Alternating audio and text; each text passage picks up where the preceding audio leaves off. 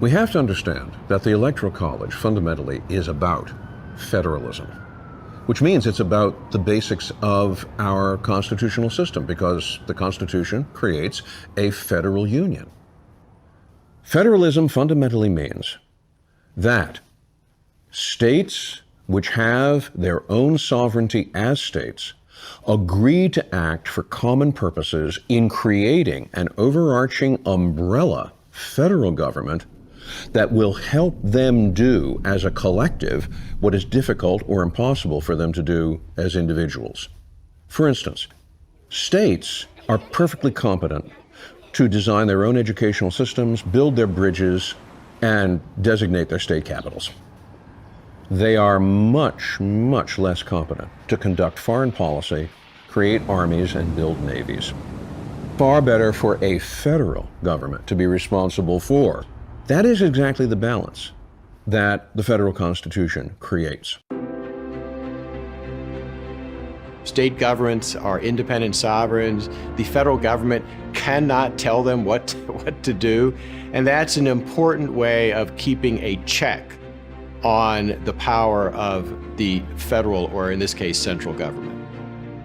The federal system we have, I think, works exactly the way the framers designed it and envisioned it to. It's often been said that the states are the laboratories of democracy, and that is very much the case. In Wyoming in 1892, they let women vote long before anybody else wanted women to vote. Other states soon followed, and this has happened in other ways as well, whether it's abolishing slavery or enacting certain civil rights measures. And if the federal government were left to be in charge, we would basically be waiting for 50 sets of representatives and senators to all simultaneously come to the same revolutionary way of thinking and to enact some of these measures.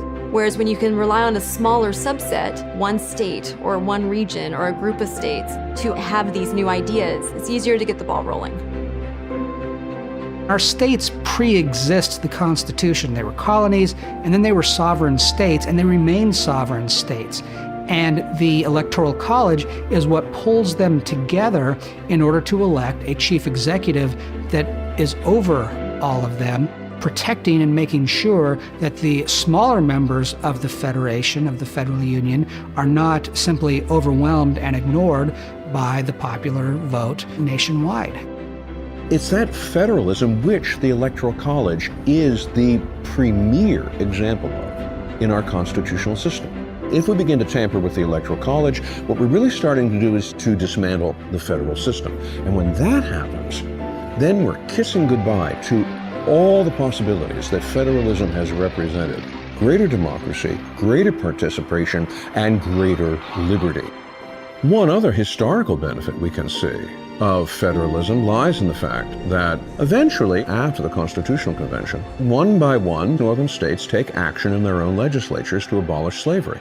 If there hadn't been federalism, if the states hadn't had the option and the authority to make that kind of decision for themselves, you would never have had the development of a free North, and a free North which, in time to come, would be able to stand up against the aggressions of what became known as the slave power.